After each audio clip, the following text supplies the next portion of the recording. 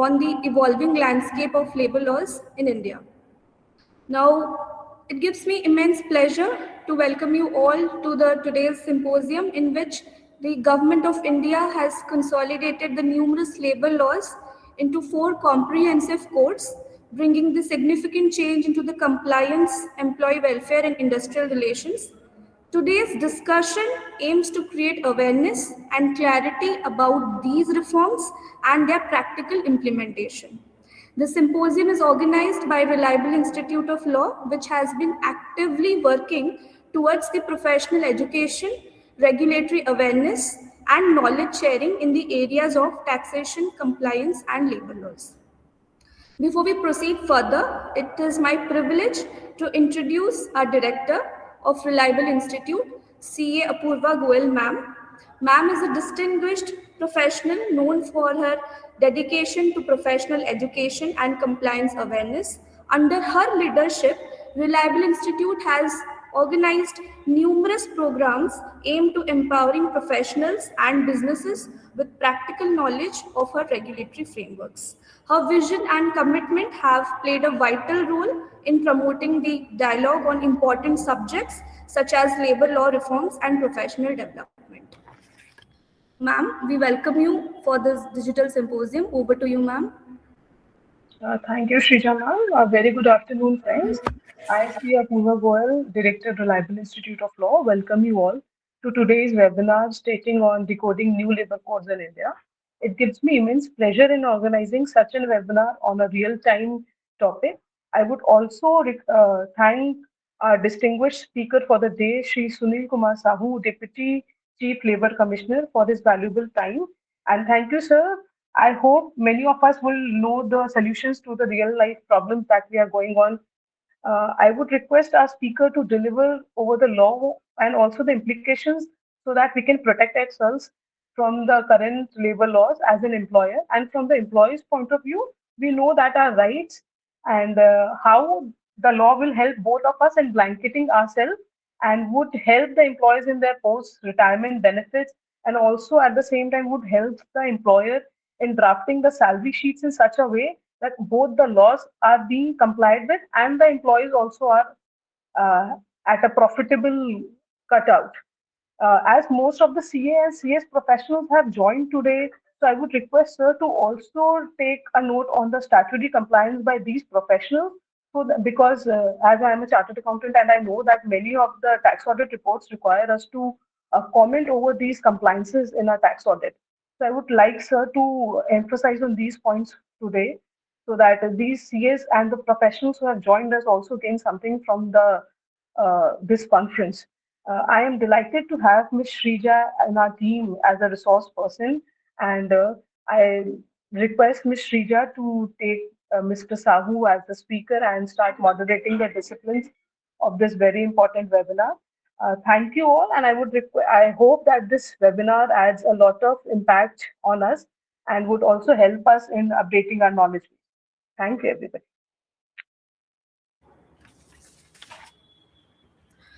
Thank you, ma'am, for your inspiring words and for setting the context of today's important discussion.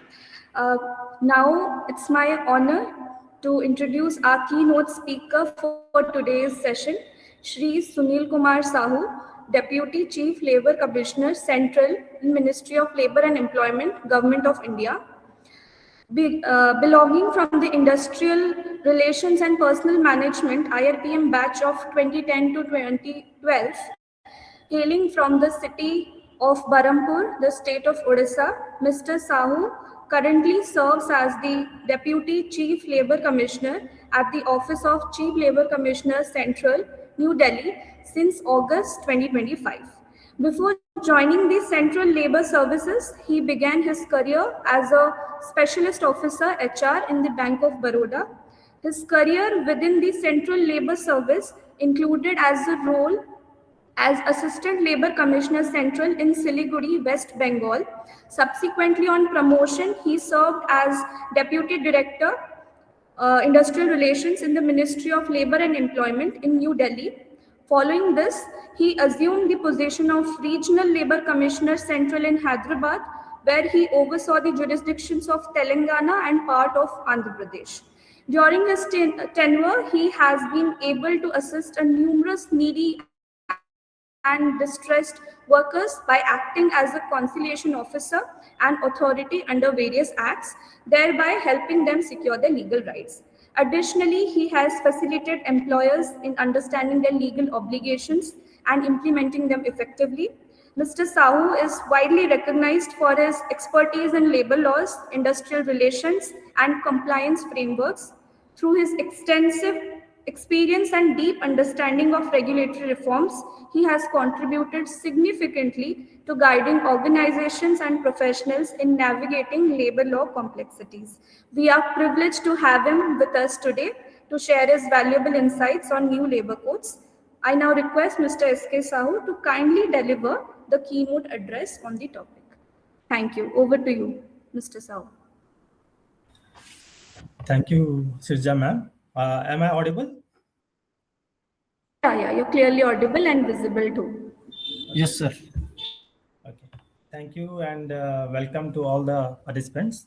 I hope this session will help you to understand the labor law as well as the labor codes in the new era and its importance and its requirement. We'll go through all these things in short. And as you are aware that the 29 labor acts has been subsumed in the 4 labor codes.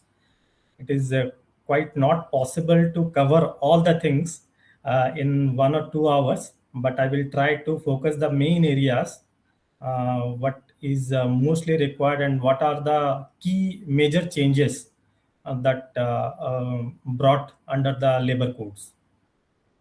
So without wasting time, we will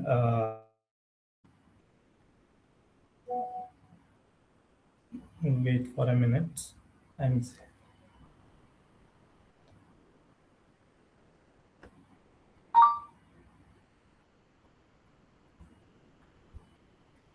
The screen is visible. Yes, it is visible. Yes, sir. Yes, sir. Okay.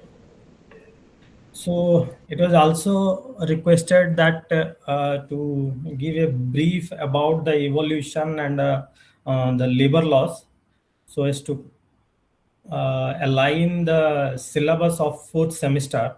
So I tried to focus some of the points in this. So before decoding the labor codes, we will focus the evolution part of this labor legislation in India. So it focuses the labor legislation in India is predominantly defined in pre-independence and post-independence phase. During the pre-independence phase, it was focused on protection of British economic interest, and at that time we seen the labor laws, only the major labor laws covering Factories Act 1881, thereafter the Employees Compensation Act 1923, and thereafter Trade Disputes Act 1929, and Payment of Wages Act 1936. Sorry to interrupt, sir. I think the slide is different, which what you are speaking. Can we go to slide number 2? I think you are speaking about evolution, and we are having a rationalization of sections in labor codes. That slide on our screen. 1 minute. I think No there is problem. technical glitch. If the screen is visible now? Uh, no, not yet. Not yet, sir. Yeah, it is visible now. Yeah, it's correct. Okay. Now it is visible? Yeah, it's visible and it's correct now. Okay. So, as I told, the important laws before independence was these 4 labor laws, and the requirement why the labor law is required mainly.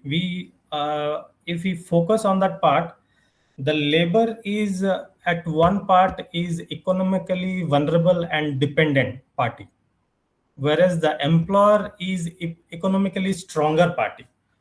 to bring a balance between both the unequal parties, the requirement of labor laws was felt, that the state's role has felt to protect the interest of the weaker section, and accordingly the labor law evolved.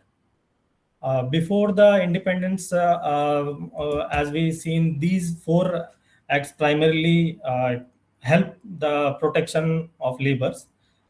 After post-independence, the objective of labor laws shifted to bear minimum protection towards social justice and welfare, and backing with our directive principles under the Constitution, which has largely helped to navigate the labor legislations. And the major legislations came into the picture was Industrial Disputes Acts, Trade Union. Sir, excuse me to interrupt you. Yes. Sir, we can hear you properly, but your slides are not moving in line to your statement. I think the first slide is visible to us. After that, the slides are not moving. You can click on the second slide, third slide, respectively, when you are changing the topic. I think that would be good. Shrika ma'am, if possible, you may take the slides with you and you Yeah, may change yeah, correspondingly. that will be, Because yeah, we that may will be deliver. good. Is it visible now? Yeah, Yeah, sir. Sir, only the solution is at the right down there is one sign which seems like a glass. Right down. Yes, where the 60% is popping. No, in the next there is a symbol. slideshow. Yeah, slideshow. Yes, I am slide showing, but it was not moving. Yeah. That is the issue. Otherwise, One, one one thing minute, can be one done. minute. You can share the PPT. I can play the slide. Anything which is feasible.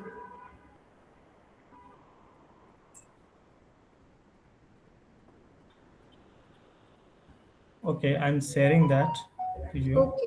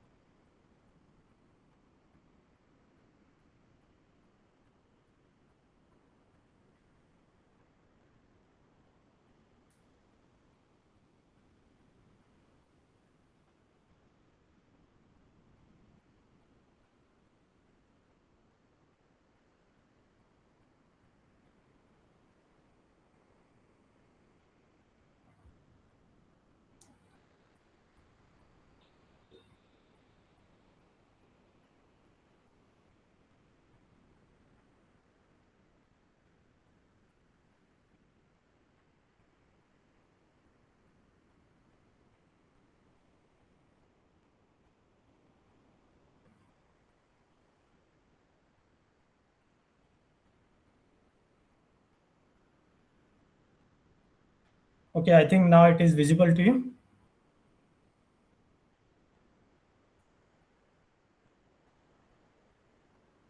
Is it visible? Yes, it is visible. And also changes the slide. We are in the evolution of labor legislation in India post-independence. Yeah, it is changing. Okay, fine. Okay. Okay. Sorry for the glitch. So, as the major legislations after the independence was, as I told, this Industrial Disputes Act, Trade Union Act, and Employees Provident Fund Act, Minimum Wages Act, so on, which has now been subsumed under the labor codes, in the four labor codes. So we'll go through why the laws required, why the labor reforms required. As we have already labor laws with us, and it was working fine in so many years, but what the requirement needed to change and simplify this all this thing. So in earlier there were due to 32, as you can see, 44 labor central labor acts were there. Out of 44, some were repealed, and 32 labor acts were effectively enforced. In all the labor laws, there were multiple authorities, multiple definitions of appropriate governments, multiple definitions of workers, employees, as well as the employers. So it was creating a very complexity to the employees as well as the employers. To simplify those, the requirement of reformation was felt by the government, and accordingly it was reformed. And during the reform, the question was came that these 29 acts which now subsumed under the labor codes, how to categorize them. So these were categorized under the basic nature of those acts which were earlier there. And while categorizing, they focused on the nature like wage, which were related to wage. Those are categorized under the wage code, and the other like service conditions, those who are taking care of the service conditions, they are categorized under the Service Condition Act. The main objective, if you see, to align these laws with the present economic scenario and ensure safety, health, and social security and wages of every workers. Improvement of grievance redressal system, catalyze creation of employment opportunities using the digital intervention in the labor laws, and to maintain the transparency and accountability in the enforcement. So these help the labor law to codify in these four acts. So under the labor reforms, there were taken two part of labor reforms. Under one is under legislative reforms, the other is under governance reforms. At the part of legislative reforms, as we told that four labor codes came into picture, and under these governance reforms, some portals were introduced, some like a common registration facility came into picture, the common return. Earlier, lot of cluttered returns under various acts were there. Now it is become a one single return, one single registration, similarly one license, and for workers, one single account number for social security benefits, and also e-shram portal for unorganized sector workers. Under the legislative reform, as we discussed, consolidation of 29 labor laws into 4 labor codes. Now we see which acts went under which code. So this is the overview of labor codes. Under the Code on Wages, the 4 acts, Minimum Wages Act, Payment of Wages Act, Equal Remuneration Act, Payment of Bonus Act. All these acts were earlier more or less similar to the wage part they are protecting. So they were categorized under the Code on Wages. Similarly, under Industrial Relation Code, this the Industrial Dispute Act, Trade Union Act, and the Industrial Employment Standing Order Act was subsumed, which were earlier the focusing on the trade disputes or the differences of employer and employee was taken care through negotiation, through collective bargaining. The same ways, so the same codes were categorized under the Industrial Relation Code. In the Social Security Code, may total 9 laws will come in the next slide, the detail acts which were subsumed. And under OSH code, 13 laws governing the workplace safety and working conditions were subsumed. These are the 9 acts which were subsumed under the Social Security code. So mainly, as you aware that the labor is concurrent list. In center, there is a machinery to enforce the labor law, as well as in the state, a machinery to enforce the labor law. However, in the social security scenario, the EPF, the Employees Provident Fund Organization and Employees State Insurance Organization.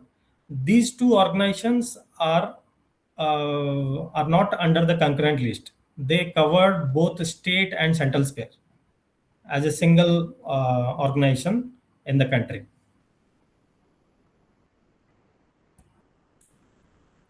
These are the 13 labor acts which were subsumed under the OSH code.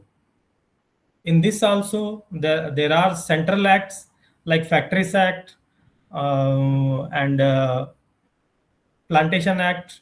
These acts are those central act but are regulated or enforced by the state labor department. And Mines Act, one Mines Act you can see at third point. For this also, one special attached office of Ministry of Labor is there called DGMS, Director General of Mines Safety. They are taking care of this Mines Act for enforcement part. This is the rationalization of sections. So if you can see this code on wages, 4 acts has subsumed, having 125 sections earlier. Now it reduced to 69 only. Earlier, the working condition safety acts were 13, having 622 sections. Now it has reduced to 143. Similarly, industrial relation code and social security code. So the earlier act were 39 and the sections were having 1232. Use means to refer, it will be a very complex and use thing for the employers as well as the workers. Now it has reduced to 480.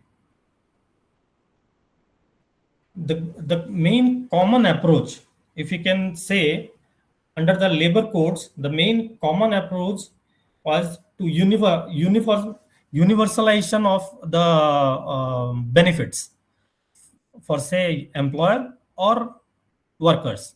Both were taken care. And change of prosecution and penal provisions. Earlier, there were penal provisions were not graded one, like for first offense or second offense, there were no changes. The same kind of penalty was there. That was taken care. And maximum imprisonment part, like criminalization of offenses, were decriminalized. Like, yes, the thought of behind this is the employers may have conducted any offense, but they are not criminals. The main motto behind this, they may have during the process, they may have violated some of the provisions, but they are not criminals. They are the employment givers. They are part of our economic growth. So we should not treat them as criminals. We need to give them chance to improve themselves. In the same scenario, the the role of inspector was also changed to facilitator, inspector come facilitator, including the responsibility to guide the employers as well as workers. And through some portals and uniform of inspection schemes, which will have a clear idea by the employers to have how and what kind of compliance they should maintain. And being the inspectors are part of the system, they will betterly guide. And now that has been regularized. Earlier, we were also guiding them, but it was not in the part of the act. Now it was made part of the law as a statutory duty of the inspector. Main advantage, what are the advantages of rationalization? As we already discussed, one registration. Earlier there were 6 registrations, 5 licenses, number of returns under different acts. So all these simplified in one registration, one license, one return. And the form also reduced to very minimum things which are required, and which were earlier the same thing we are maintained under Minimum Wages Act and also maintained under Contract Labor Act. Both were merged and simplified. Reduction of committees. Number of committees were there. Under Contract Labor Act, there was a committee for prohibition of employment, or which employment need to be prohibited. Under Minimum Wages Act, there were a committee to decide the wage factor. So similarly, multiple committees were there. Now it was reduced. And the inspections were also web-based, algorithm-based risk factor, identifying the risk factor. The inspection will be generated to the inspectors, and the inspection will be conducted. Reduction in compliance cost, reduction in litigation cost. These are the some acts which were repealed. Okay, we need not to elaborate these things. uh, in the last part, you can see these three acts. Yes, these all acts were repealed. However, presently there are two acts still there which are independently functioning, like the Child Labor Act and the Bonded Labor Act. These two acts were has not taken under any labor courts. They are independently functioning. Okay. Now we'll focus the codes individual wise. The what are their objective, and the acts prior to these codes, which were subsumed. What are their objectives? So under the Wage Code, the Minimum Wages Act, the Payment of Wages Act, the Equal Remuneration Act, and the Payment of Bonus Act. These four acts has been subsumed. The Minimum Wage Act is focuses on to protect the wage part, the minimum wage of a worker. The government decides wages in every 5 years of interval, and in every 6 months thereof, a VDA part is being changed, considering the consumer price index defined by the Labor Bureau. The VDA, after changes, it is notifying in the website of CLC for the central sphere. Similarly, the state labor departments also publishes the VDA part in every 6 months. So the rate decided by the government has to be paid to the worker. That was the main motto of the minimum wages. In case of any less payment, there were a option to file claim by the workers, and on the occasion of inspector, if he inspects any establishment and found any less payment, he also file the claim before the authority. So a authority has been designated under that act to hear and decide the claims of related to less payment. Similarly, under the Payment of Wages Act, it was focuses on timely and unauthorized deductions. Timely payment of wages is the main mandate of that act. Earlier, there were two timelines: seventh for below 1,000 workers, for employers having below 1,000 workers, and 10th for the establishment, those who have having more than 1,000 workers. Within that timeline, the organization or the employer has to pay the wages. And there is also some authorized deductions which can be deducted from the salaries or wages of the employees. The list of authorized deductions were defined. Any unauthorized deduction out of those lists, that will be punishable, and that is also recoverable from the employer. For that also, one authority were there under that act to taken care of that provisions. Similarly, when we come to Equal Remuneration Act is mainly focuses on the gender discrimination on the part of women. In case of any man and woman are engaged in a similar nature of work, then there should be equal payment to both. There should not be any discrimination based on gender. If any such offense taken place or violation taken place, that has to be brought to the notice of claim authority designated under that act so as to hear and decide the cases with necessary compensation for the suffering of workers. So the last act is Payment of Bonus Act. Payment of Bonus Act was, as the word bonus you can understand, it is a profit sharing of employer due to their hard earned work by the workers. The profit earned during that year has to be shared with the worker as a token of appreciation. So that made statutory with cap of minimum 8.33% to maximum 20%. The minimum 8.33% is the mandatory part that has to be paid. But above and over that, there may be negotiation, there may be settlement for which by which they can be extended to up to 20%. If any less payment has taken place or any disputes regarding to the percentage of bonus, that is being taken care under the Industrial Disputes Act by way of collective bargaining or negotiation.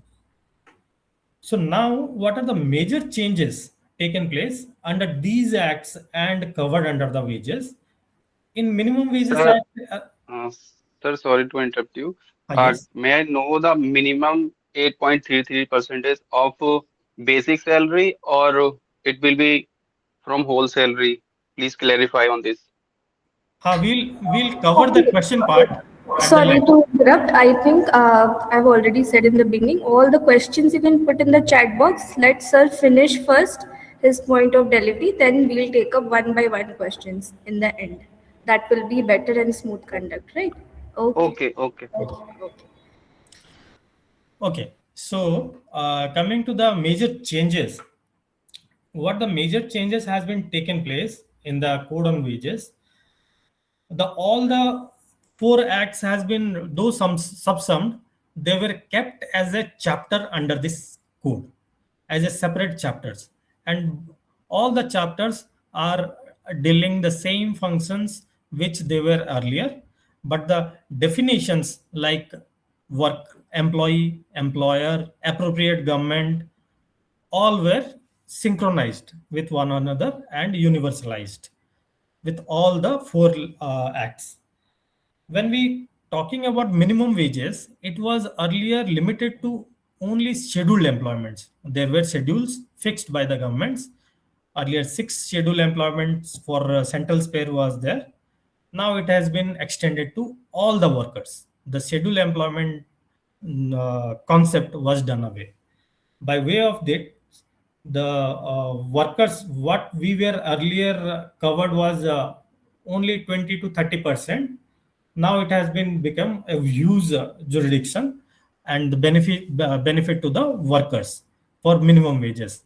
Earlier, like drivers were not under the scheduled employments, or you can say data entry operators were not under the this scheduled employment. So now, with the introduction of code, this scheduled employment concept was done away. Any wages will be notified by the government, will be applicable to all the workers. Similarly, under the Payment of Wages Act, when we say that the timely payment or unauthorized wages, the workers were entitled to file claims, there were also some restrictions like wage ceiling was there. 24,000 in central spare, 24,000 wage ceiling was there. Below the wages drawing less than the 24,000 only, they are entitled to file the claims under the act. They are only coverable under that act. But now the wage ceiling has been removed. So at present, if a senior most employee of an organization receives any wages with some unauthorized deductions or a delay payment, he can also file or she can also file a claim before the authority. Similarly, the bonus payment, as I have already told, that there were no claim facility earlier. Only the dispute regarding the percentage of bonus were raised through industrial dispute, and that were settled. But now that was also covered under the claim facility. For the minimum bonus, a person, if not received, can file claim before the authority. And in respect to this Equal Remuneration Act, that was taken care by a provision to decide the disputes related to same and similar nature of work, because the same and similar nature of work has to be decided. There were multiple disputes earlier that this is not same as, though there were engaged multi-gender employments, but the work was not similar. This was a dispute. So to decide that, a authority has been designated to hear and decide whether the work is same or similar. So, uh, what I have already told, these are things only mentioned here. You can go through this. Minimum Wage Act applies to scheduled employment only. Now it applies to all. Power of fixation of minimum wages vast for both central and state government earlier. Yes, this was also a new concept. National floor level wages means government, the central government fix a national floor level wages considering the geographical proximity of the states. A separate floor level wages will be fixed, and no states are allowed to fix wages below than the national floor level wages. So minimum protection for the state spare establishment, the state spare, the workers working in the state spare is also protected. The definition of employee does not include supervisory or managerial. Now it includes. The next major changes, yes, this is a huge talking point nowadays. The definition of wage, no ceiling on the allowances earlier. Now there is a cap of 50% of the remuneration payable on the allowances, prescribed allowances. We'll discuss it later. The payment of wages, as I said, 24,000 per month. The ceiling was there. Now it was removed. Authorities, there were 3 separate authorities to hear claims. Now it is before only one claim authority with appealable provision. Any party aggrieved earlier, like you say, Minimum Wages Act, the authority, if once heard and decided, the decision was final under that act. There is no provision for appeal. So the parties, anyone aggrieved by that, has to approach High Court under the constitutional remedies. But now a appeal provision has been given under the act to hear and decide the plea of the aggrieved person. And the penalties were earlier similar, as I said, common, but now graded penalty. For the first time, this much. For the second time, this much. All the first occasion penalties were decriminalized. No imprisonment has been there. Only restricted to fines.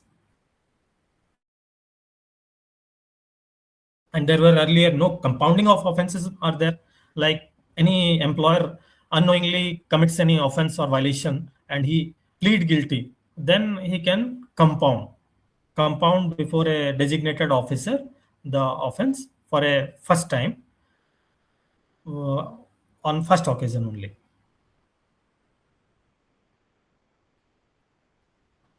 Yes, one more major changes were taken place under this is the burden of proof. Earlier, the burden of proof was with the complainant. He has to prove that he was engaged for this much period and paid less. Now it is the burden of proof changed to the employer, that the payment has been made to the employee appropriately. That has to be proved by the employer, because the concept was came by many court judgments, higher court judgments, where they were analyzed the things, that the custodian of these proofs, or you can say documents, is employer. So the burden of proof cannot be rest with the complainant. Then one more major change was the limitation of filing claims. Earlier was 6 months. Now it has been extended up to 3 years. Any complaint can be filed up to 3 years. Yes, it is also a major change that earlier the criminal cases for violation were filed only by the inspector. Now it can be filed by any complainant, aggrieved person, or a trade union to which the aggrieved person is a member.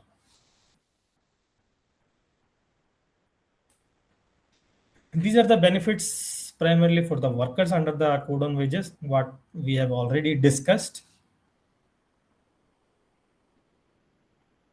And these are the provisions which help the employer in ease of doing business, you can say.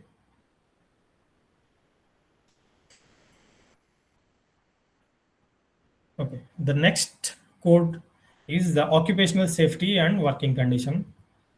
Here the 13 labor acts, as we have discussed already, covered. Earlier there were 7 sectors: factories, mines, dock, construction, plantation, motor transport, PD cigar.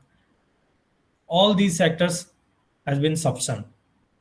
And 3 types of workers were there, though interrelated with each other: contract worker, interstate migrant workmen, and construction workers.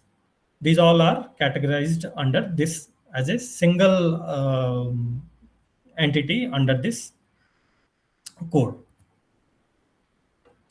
The main focus of this code is to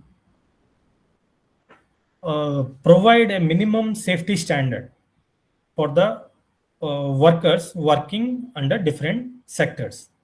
When we say safety standards, it does not distinguish any employees. Means any employees, you can say a part-time, contractual, or permanent, or apprentice. No one is different under this code, because the safety is primary function, and any dangerous occurrence will not ask the person whether you are contract or permanent. So to take care of that portion, it applies to all the workers working under that particular premises.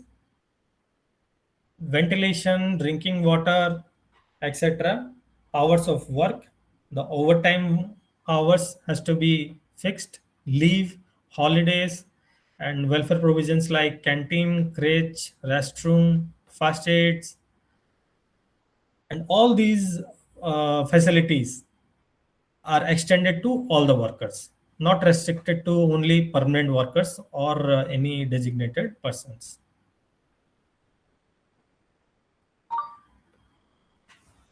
Dynamic and flexible legislation with broad legislative framework, like we have already told, that applicable to all the workers working in that particular sector. And applicability, yes, when we say the OSH code or any other code, like the wage code is applicable to all the persons except bonus, where 10 or more workers are required for the applicability. However, rest of the part is applicable for even single person engaged. Similarly, the OSH code is applicable to the establishment where 10 or more employees are engaged. Also, there are categories, like factory provisions will be applicable to whom, and the contract labor provisions will be applicable to whom. We will see that later on. But overally, establishment has to register under this OSH code those who are engaging 10 or more workers, except hazardous process or mines and dock, where one worker, even for employing one worker, has to be registered. Yes, these are the new initiatives under this code. Issuance of appointment letters to every employer to provide free of cost annual health checkup with the prescribed AEs and prescribed tests that will be prescribed by the government.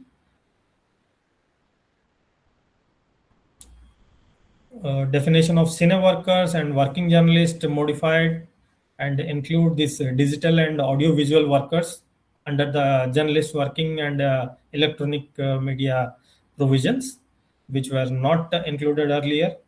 And the definition of family under this code extended and includes to the grandparents of the workers, which were not earlier. And this you can say very good welfare measures, a part of penalty imposed upon the employer by the court will go to the legal hair of the death or seriously bodily injured person, the deceased or the victim's family. Yes, the ease of compliance, one registration in place of 6, one license in place of 4, one return in place of 21. Earlier there were 21 returns. Also allows women to work in night with consent. The consent part is very important, though the woman is allowed to work, but the employer cannot compel them to work during the night hours. That you can say after before 6 a.m. and after 7 p.m. A single all India license with 5 years validity,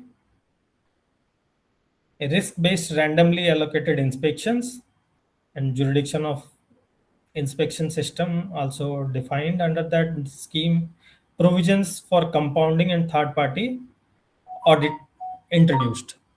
A provision for third party audit is also introduced here, where the employers can the startup companies, the initial phase, there may be some cluttered of things they could not able to comply all the provisions. So at that time they can audit their organization by a third party and self certify.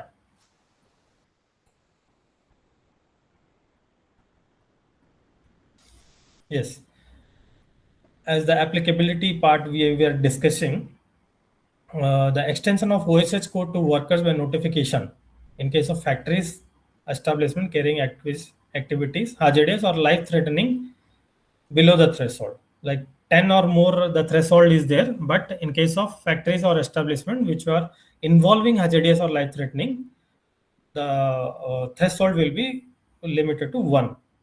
In case of 1 also, that will be applicable.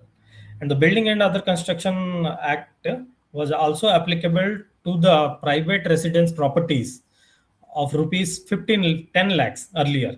It was now increased to 50 lakhs or any such amount notified by the appropriate government from time to time. A major change in the area of interstate migrant workmen also takes place. Earlier, the interstate migrant workmen were considered those who were recruited only through contractor from a state and brought to a destination state for work.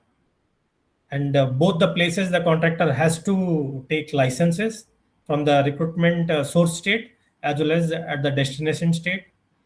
Registration of principal was mandated at the destination state, but all these were simplified. Now the interstate migrant workman, if he himself came and working in an establishment and he found that he is not a local person, he will be considered as interstate migrant workman, and there is no requirement for destination or source state licenses or registration. The establishment is limited to the registration where they were working only. Earlier, there was no portability of benefits like ration and facilities under BOCW says. Now the government is uh, uh, making the functions of portability of this benefits to the workers with their employment. There might be some workers from Odisha came and work at Kerala for some days and they travel to Gujarat. So the benefits they work during the period of Kerala is not traveling with them to the Gujarat. But after this portability functions, the complete history of their working will be maintained by the government, and similarly the benefits will be portable. Yes, we have already discussed this. The recruited through contractor only were covered earlier, not directly. Now it was also covered the directly recruited by the employer. Requirement of registration and licensing has done away with. There no requirement for specific registration or license under ISMW provisions, and the worker is entitled for journey allowance to travel his native.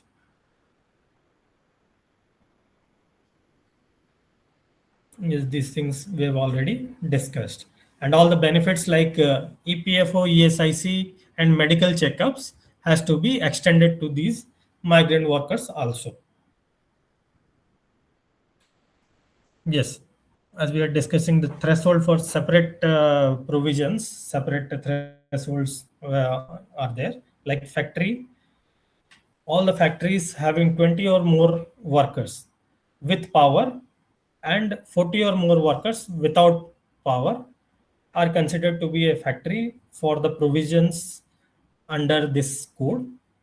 And for the contract labor provisions, the earlier there were 20 was the applicability, the threshold limit was there, which was now increased to 50 or more.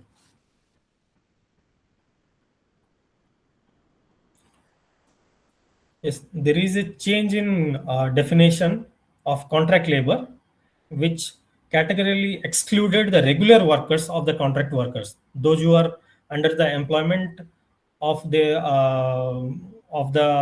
establishment, or say the contractor, and has their own standing order or service regulation. They are not part of this contract labor definition, and the regular employees are getting periodical increment pay and social security coverages directly from the employer. Then they will not be part of this contract labor under this code. One common license provision was also introduced under this code for factories and BD cigar establishment, and also for contract workers. If any establishment wants to indulge in all these three activities, then he can get a single common license to carry out these functions. And the validity of the license, earlier it was 1 year, now it has been increased to 5 years. Yes. Earlier, there was a provision under Contract Labor Act for prohibition of employment uh, uh, under certain establishment, and under certain nature of employments to be prohibited for to engage contract labor. Now it has been shifted to core and non-core activities only. The under this code there are some activities has been defined which are to be treated as core, and time to time the government will also help to get more understanding by deciding cases come to them to decide what are the core activities and what are the non-core activities. In core activities, the provision is still there. Contract labor cannot be engaged. But yes, there are some circumstances that has been defined. Any sudden increase of work will not be in core activities will not be prohibit the employer to engage contract labor, or any project based for which a definite period of timeline is there, and that is not regular phenomena, that can also be in that process also the contract labor can be engaged. It was defined under the code. Women worker, as we already discussed earlier, the permitting women to work at night with their consent, subject to conditions relating to safety, holiday, working hours, and other conditions to be observed by the employer. Adequate safeguard, government may prescribe adequate safeguard required before employment of women in dangerous operation. In case of any dangerous operations are there, the standards of safeguard will be prescribed by the government, that has to be followed by the employer. Okay, now the third code is the social security code. The social security code is majorly focuses on the security, the security of the employees during their employment as well as after that. During the employment, yes, under this, as I have already told, that EPFO, the major organizations like EPFO, ESIC are also part of this code, which were separate organizations. I will not go very much deep regarding the provisions of ESIC and EPFO, because the functioning of our and there is entirely separate. They are separate enforcement bodies. But yes, these are the basic benefits the Employee State Insurance Corporation is providing.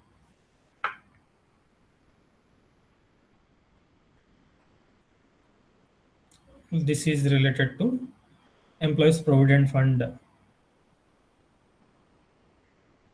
organization. If you see that applicability part, this ESIC is applicable to 10 or more workers. Earlier, the coverage was limited to the notified areas. The ESIC was not applicable to all the organizations, only to notified areas and having dispensaries where within the radius of 15 kilometer only, where they can able to provide the benefits of medical facility to the beneficiaries. That was restricted to that. However, at present, it was extended to all the entire India. You can say 740 districts. It is a huge benefit to the workers, and the benefits under this ESIC Act is also very much helpful. Wherever we go, we ask the employers as well as the workers to take part of this voluntarily. Even also, the threshold limit is not touching the 10, because the facilities provided by the ESIC is very up to the mark of any private hospitals. They are very much specialized in their job, and very good facilities, like you can say maternity benefits. It is a very great facility and relief to the employers. By only contributing the minimum contribution, they can able to provide their employees a maternity benefit of 26 weeks leave with wages, and that will be very great help. In similarly, like you can say employment benefit or injury benefit, sickness benefits, all these things are very well taken care by the ESIC, and it is very good thing that is it has been extended to all of India. And when we say this employees provident fund, it is applicable to the organizations having 20 or more workers. Yes, one more important thing for this EPF and ESIC is there is a wage ceiling component. At present, the wage ceiling for ESIC is 21,000 and for EPF is 15,000. Those the employees drawing less than 15,000 is coverable under the EPF provisions, and those who are drawing less than 21,000 are coverable under the ESIC provision. Here also in EPF also there is a provision for pension in case of death of the employee to the nominee, and insurance scheme life like EDLI scheme is there, which is very much beneficial to the at the occasion of death of that employee to the family members, and the contributions what they have been paid, that will be returned with the interest.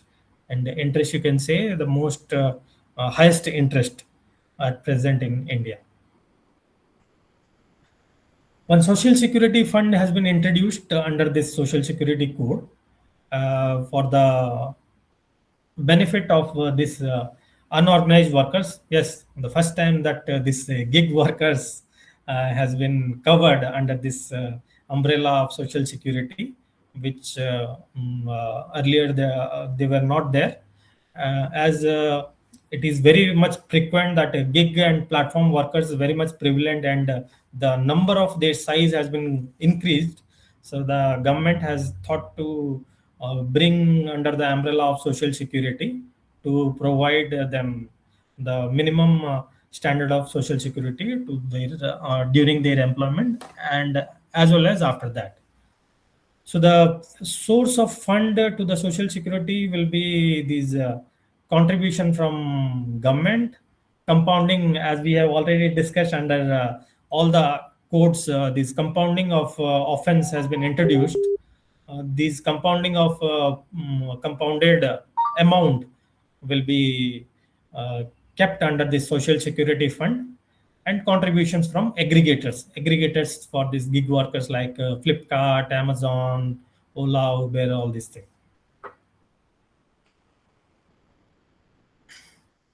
The silent feature of this code is also revolving like around these things which we have already discussed, that the wage ceiling capping for social security benefits. It has been also again capped to 50% of their salary to increase the social security benefits to the workers. Earlier, under the acts, there were 12 different definition of wages, which has now been um, uniformly applicable, kept as one. Allowances were hidden. Earlier, there were hidden allowances which were under different names by the employer to reduce the payment of EPF and ESIC subscriptions, which were largely affected to the employees at the time of their retirement. You can say retirement or after their employment. And the definition is completely seeks to provide more stability, more contribution towards the social security protections of the employee. Simultaneously, they were protected, the government protected the right of employer to have a liberty up to 50% under the allowance part. Earlier, the HRA was part of the wages, which for calculation of ESIC benefit, but at present, that was not there. Yes. As I told that this we as a central labor department focuses under this code only for the provisions of gratuity and maternity benefit.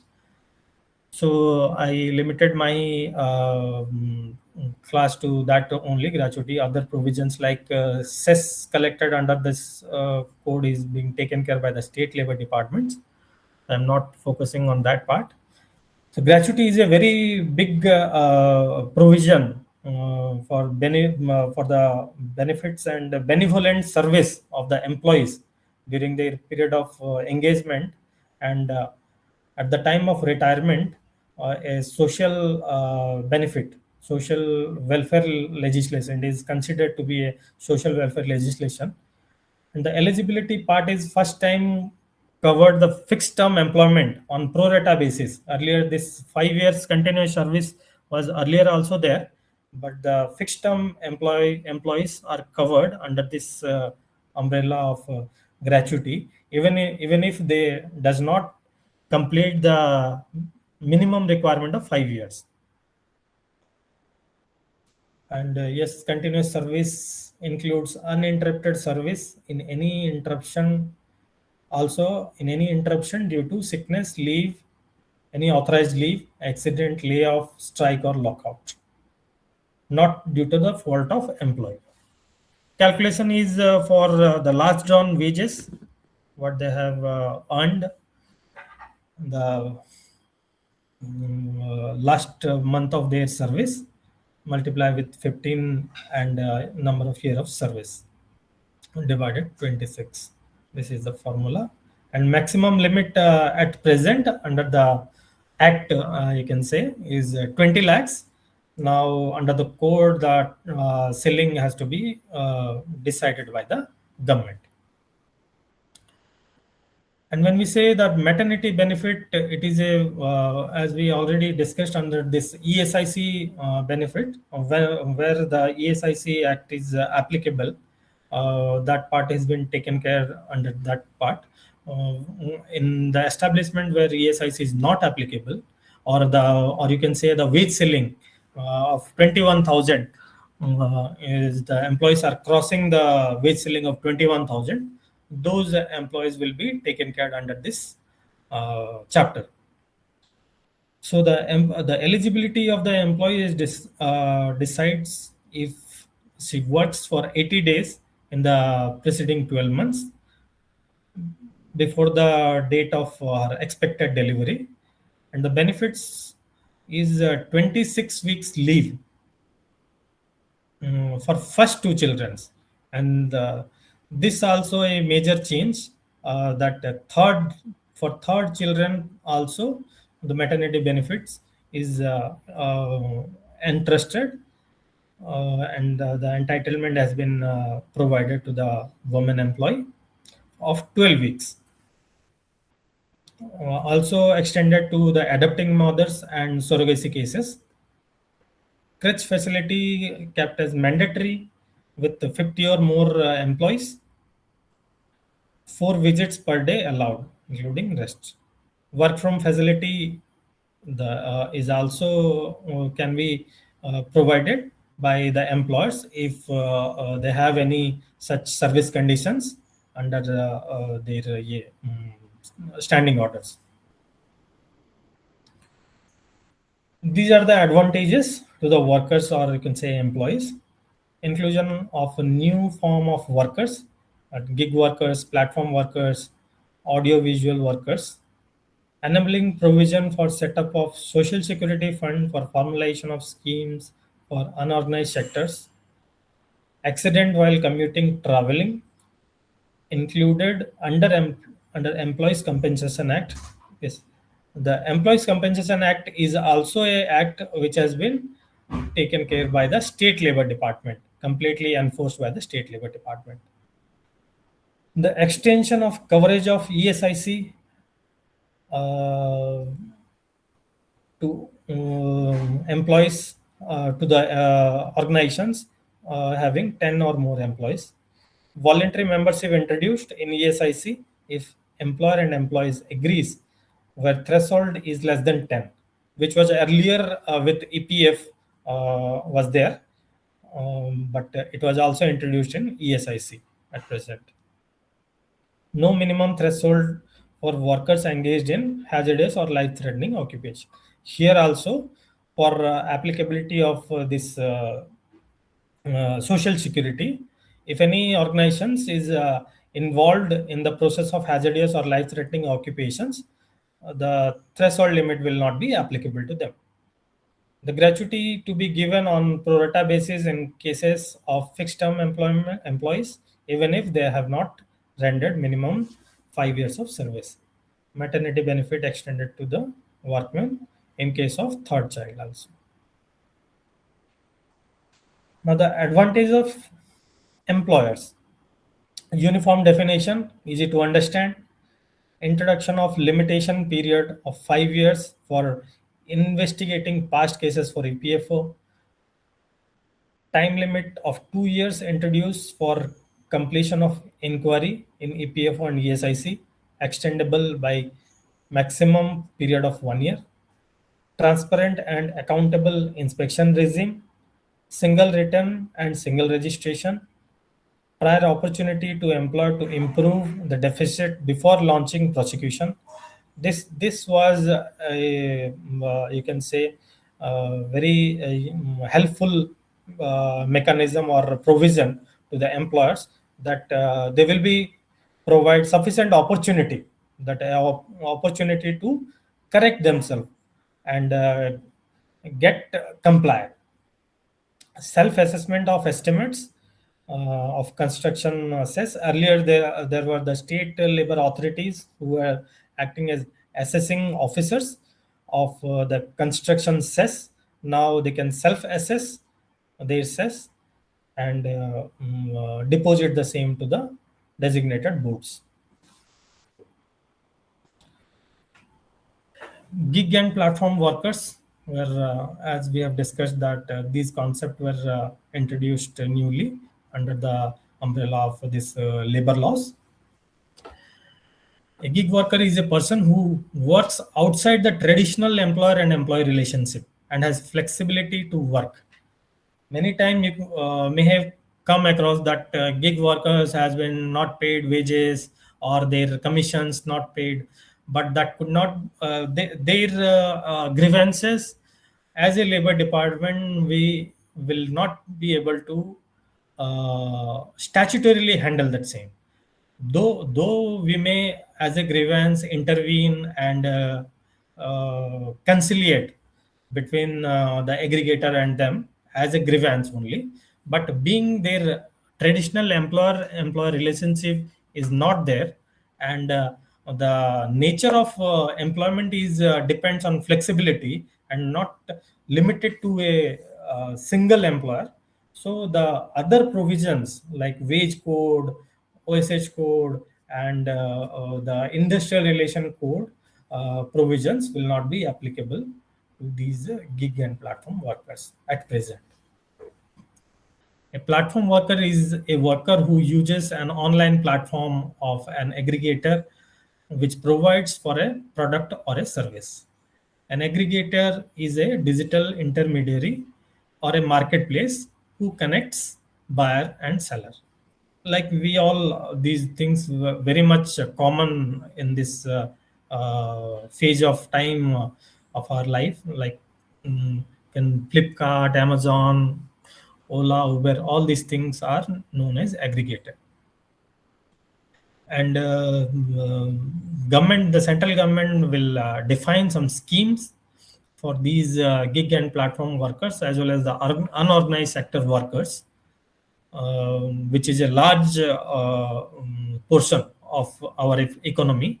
You can say 85 to 90% of workers are under unorganized workers sector. For them, the government are under the social security code will provide some schemes like life and disability cover, accident insurance, health and old age protections, and or any other benefits the government like to extend, they will introduce. The contribution from aggregator will be limited to around 1 to 2% of the turnover,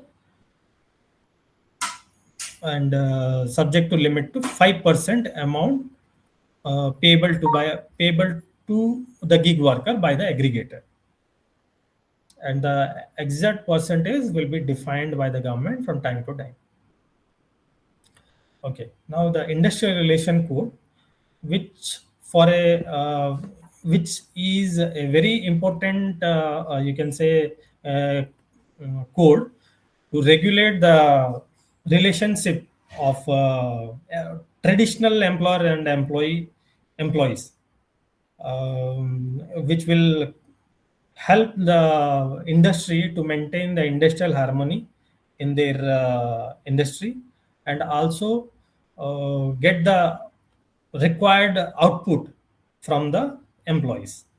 If the employee is satisfied and there is no differences or demands was unattended by the employer, then the employee will be work in very satisfactorily and to the maximum to his limit. So the major changes under this definition is the systematic activities carried on by the cooperation between the employer and workers, directly or through any agency or contractor, for production, supply, and distribution of goods and services to satisfy human wants and wishes other than spiritual and religious things. Industry in categorically excludes the domestic service, sovereign functions, institutions owned and managed by wholly or substantially engaged by charitable, social, philanthropic services, any other activity that may be notified by the central government. Yes. Before going to these provisions, I just want to give a brief idea of the Industrial Dispute Act, which is a major part of this code. What is the objective of the Industrial Dispute Act? The Industrial Dispute Act is mainly focuses to resolve the differences or disputes or apprehended disputes between the worker and employer, or employer and employer, to maintain the industrial harmony by way of negotiation and collective bargaining. So there are separate provisions under the Industrial Disputes Act to cater the process of negotiation, the level of escalation which cannot be settled during the process of conciliation, or you can say, or negotiation, how to adjudicate those provisions for the betterment of the industry, and after adjudication how to enforce those decided provisions or decided entitlements by the authorities. That was the main focus. And also some ancillary provisions like when we say the differences and that is required to be taken care through conciliation, both the parties, both the parties will exercise their complete power to bring the other party to a amicable solution.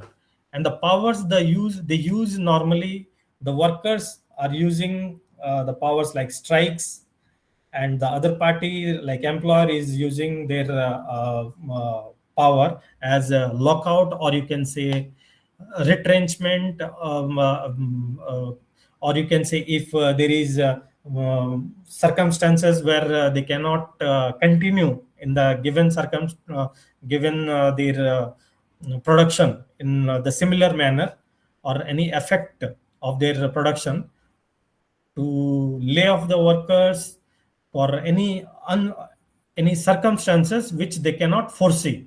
Under that circumstances, with the compensation, lay off the workers and retrench the surplus workers to reduce the load on the organization.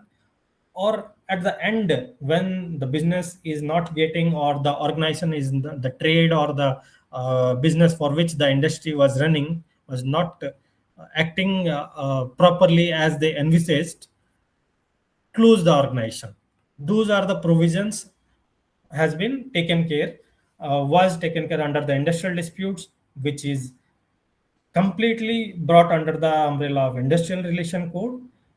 And when we say strike, earlier it was limited to only public utility services, to intimate by for strike and lockouts, and both the occasion to intimate or to give notice to the authorities and to the other parties, was limited to public utility services only, of high essential, or you can say having high public importance. But now the provisions has been universalized for all the organizations. Any employer or any worker or union wants to exert their uh, the power entrusted with them for conciliation, use their power, then they have to give prior notice to the concerned parties. And any concerted mass casual leave, earlier it was not there, but any concerted mass leave will of 50% or more workers of that organization will be considered as a strike. Under the definition of worker, the supervisory category, those who are getting supervisory categories, though they are working as supervisory but drawing less than 18,000, then they will be covered under workers. Once they draws more than 18,000, they will be not covered under the definition of workers, so as to get the benefits of this IR code, or as the central government may notify the wage ceiling from time to time. So, as we have already discussed, that Industrial Employment Standing Order Act is also subsumed under this code. That act was completely focused on the service regulations of employment, which required to be followed by both employer and employee during the employment, which has to be discussed and certified before a authority mutually by the parties. And under this, earlier the fixed term employment provision was there, but it was uh, only applicable to the scheduled industrial employments. Now this you can say the standing order is applicable to all the establishment having more than 300 workers. And when we say that industrial disputes, under the Industrial Disputes Act, we'll discuss that retrench and all layoff and closure provision later. This standing order mainly focuses on working condition, wages, what will be the wages, statutory benefits, and their leaves, and all these things that will be taken care under this standing order. Under this code, universal applicability for all establishment, no restriction of sectors, period, number of tenure, and number of employees. No requirement of separate notification by appropriate government for applicability. Yes. The lockout, what we have already, strikes and lockout we have discussed. Earlier it was limited to public utility services only. Now it is extended to all industrial establishment. And mass casual leave, earlier it was not defined. Now it has been defined as strike under the code. These are the major changes of Trade Union Act, which has been subsumed under the Industrial Disputes, Industrial Relation Code. Earlier, there was no provision for recognition. There was no statutory functions for recognition of a trade union in an industrial establishment to negotiate with the employers. Now it has been taken care for first time in the labor legislation era.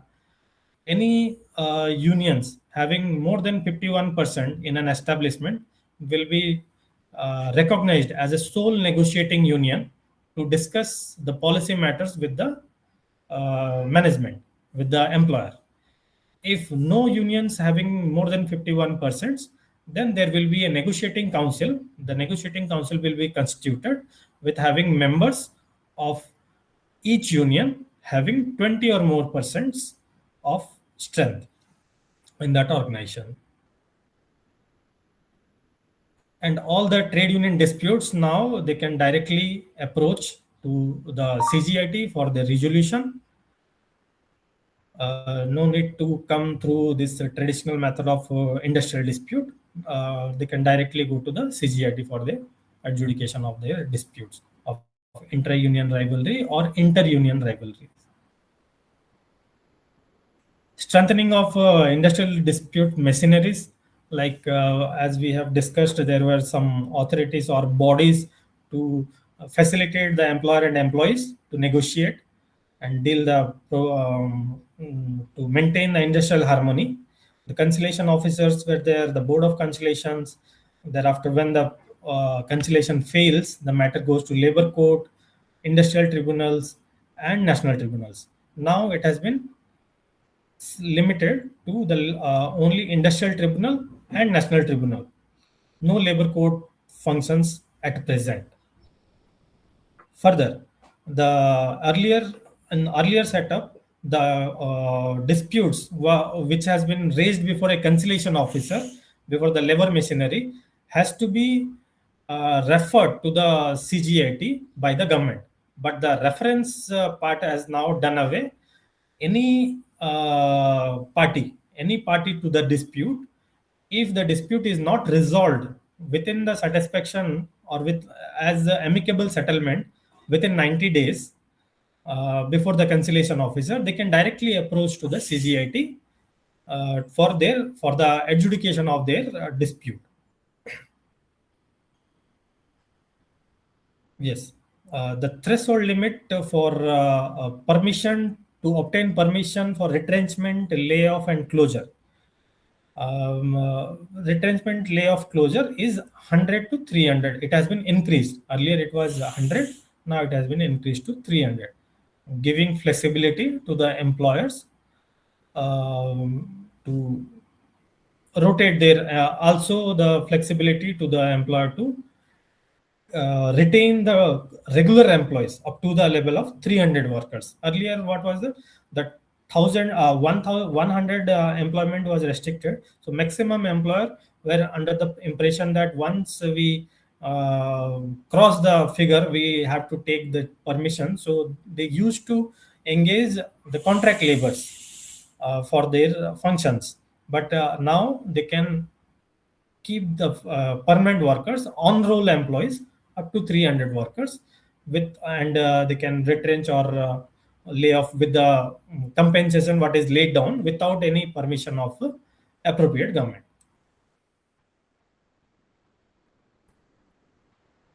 These are the provisions for layoff, retrenchment, and closure. If any establishments is having 1 to 49, then the layoff provisions for that establishment is not required.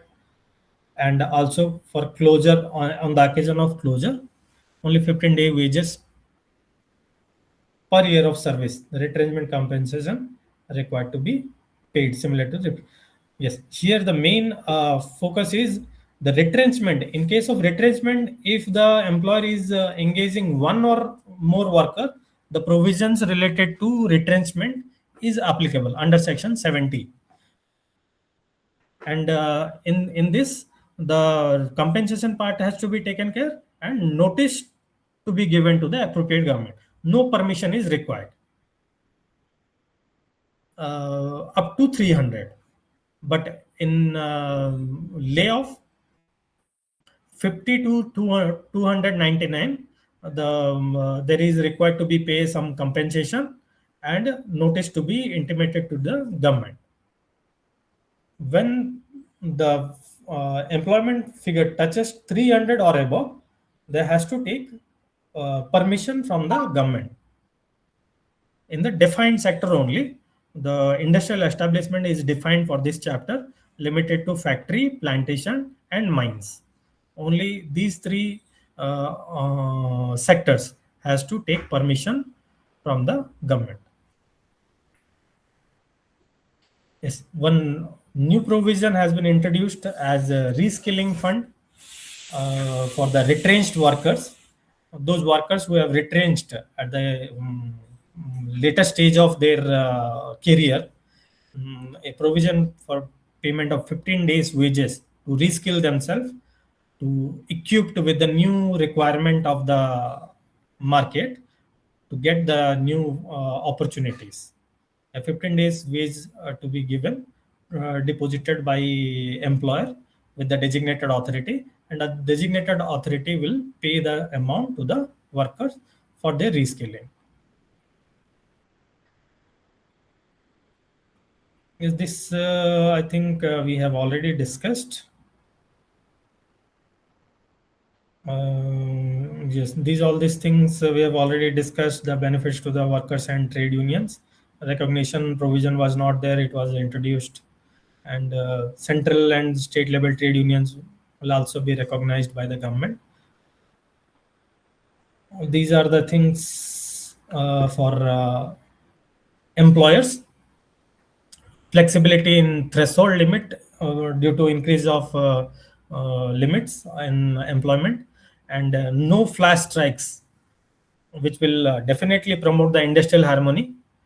All the trade unions has to provide 14 days notice, and fixed term employment will also definitely give a edging advantage to the employer for utilizing the service of professionals for a project based works, and compounding of offense is also introduced, which will be help to the employer. So these all, I think I covered very nutshell, and I made the timeline also.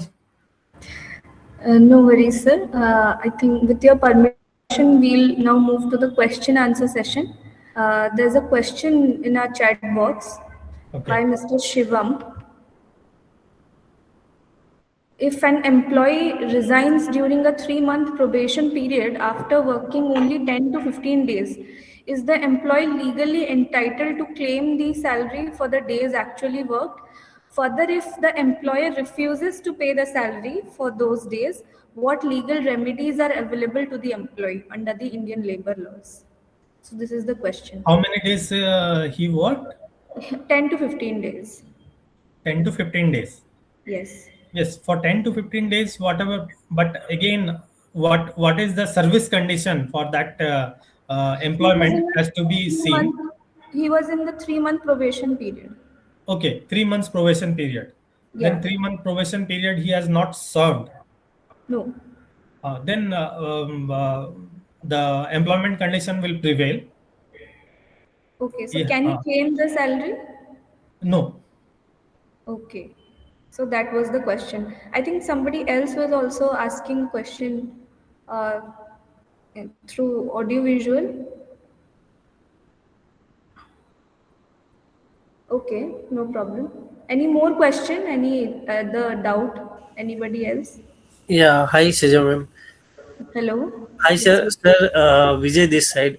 I Yes. have I want one clarity related to crutch. You in the slide we saw 50 and more employees required. So it is irrespective of gender. Yes, yes. It is irrespective of gender. Okay. And second question is, can I go ahead? Ah, yes, yes. Yeah. So second question is related to, sir, we just recently saw your last slide where the layoff and retrenchment is increased from 100 to 300, right? Yes. So it will be applicable to all the companies which are registered under the company law 1956 as well, or it Yes, is yes, yes. The permission, as I already told, that permission part for getting from the government is required only limited to the three sectors. One is factory, the Mhm, second one is mines, and the third one is plantation. For mhm, these three sectors only, that was defined under the chapter. If you see earlier, it was under Industrial Disputes Act under mhm. chapter 5B. Now it has been under chapter 10 for special provisions for layoff, retrenchment, and closure. For that, a separate industrial establishment definition is there, where it has been defined only to three sectors it is applicable. Okay. Sir, one more question is regarding dispute, industrial dispute. There were category dispute between employer and employee, employer and employee between employee. So can we have clarity what type of dispute between employee and employee? Yes, employee, you can see that trade unions, Okay. the one trade union is demanding something with other trade union, the intra union rivalry is considered to be a employee disputes. Okay. Cannot be individual, basically. Yes, it cannot be individual. Okay. That Thank you, was sir. the workmen in plural sense, or workers. Thank you, sir. Thanks. Okay. It's clear now. Any more question?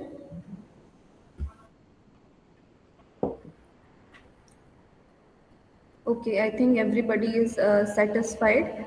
Sir, excuse Yes. me. Sir, if any private company like getting layoff by forcefully by the employer, so what will be the consequences and what is the rights for the Sorry, employee? sorry. If the employee got layoff from his employer Ha ha ha. by forcefully, Ha ha. practically I'm telling you by forcefully if getting he or she gets layoff. So what will be the consequences and what is the right for the See, employee? first thing is when we say layoff, that has to satisfy the conditions laid down under the code or act. Whether it is layoff or not, we have to see. Okay, Layoff is only for that conditions when a unnatural things or a circumstance arrived beyond the control of employer, for which he has to or he bound to lay off his employees for a certain period. That is called to be a layoff under the statutory meaning of act or code. okay, okay, sir. But when you say layoff, it can be retrenched or terminated by the employer for any reason. For that, we have to examine all the related things for that termination. What are the circumstances? What was your nature of employment? As Sirja madam told that a person is engaged for in an establishment under the obligation to serve 3 months notice period, but he left after 10 to 15 days of working. So it cannot be in the other part when the employer has decided to disengage you within a 10 to 15 days notice. It cannot be said as layoff. It can be said as that he has terminated illegally. Okay, for Okay, that circumstances, in case to basis, we have to examine all the parameters. Then also we can able to give you a solution or help you to the resolution available under the acts. okay, And in case you say that you have been terminated illegally, then you have the right to raise a dispute before the conciliation officer so as to negotiate with the management and discuss the probability of your reinstatement if you demand for reinstatement or any entitled compensation you are entitled thereof under the act and to get that. sir. First, we have to inform your employer only. Then after we can go to the another.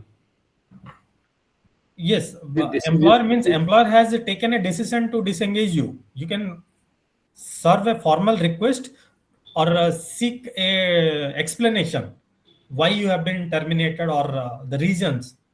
After that, you can try to negotiate with him for once. If it is satisfied or it can be resolved there, that is well and good. If it is cannot be resolved to your satisfaction, then you can approach to any authority. In case of termination or retrenchment, individual person can directly approach to authorities for conciliation.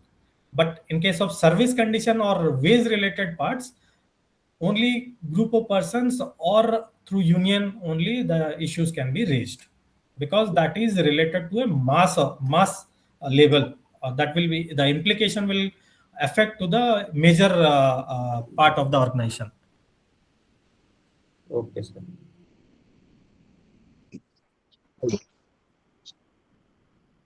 Sir, my question is regarding the this thing. Like, will there be any other registration for OSH Act apart from Factory Act and Contract Labor Act? Under OSH code, which acts has been subsumed? You want to know that, na?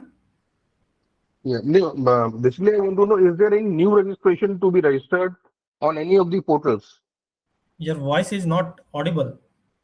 Yeah, basically, I'm saying: is there any new registration to be registered under these code? Earlier, it was Factory Act, Contract Labor Act, and Yes, yes, Employees yes. Provident Fund and Yes, ESIC. yes, Yeah. yes. All the establishments, even though they have registered, they have to renew. They have to take a registration under the OSH code. Okay, so will it be available on the Shram Suvidha portal itself or some other portal will be there? nahi, Shram Subhida portal will be for this central spare organizations. State spare, there may be some separate portals. Okay. And sir, like for bonus, it will be basic wages now, which is the wages 50% of the total gross as per the new wage code, or it will be on the gross wages. Nahi, basic wages. And so one more thing, like you have said now, executive limit, there is no limit for the wages in wage code now. So is it like we have to interpret it that executive can also be claimable under the Wage Code Act? Like earlier, it was only the workmen. Come again. Your voice is Like very low. yeah. Earlier, it was there was a limit of 24,000 for the wage code Yes, in yes. for claiming, and Uh, now there is no wages limit. So yes, supposedly, an executive of 1 lakh salary, can he also be claiming under this act? yes. That's what only I am focusing. That even executive is get a unauthorized deduction from his salary or paid Mhm. delay, then Mhm. he can file claim. Earlier, it was as per the appointment letter of the person because he was not covered under the act due to his wages ceiling. Yes. And sir, one more thing, like now the wages definition for wage code is similar for all the act. Yes. So earlier ESI was on gross wages. Now Yes. it will be on the basic or plus DA and retainage Basic allowance, plus whatever. DA. Yeah, Yes. it is. So it is like now there will be more employee will be covered under ESIC because due to the bifurcation of the wages. Yes. Okay, that's all, sir. Thank you.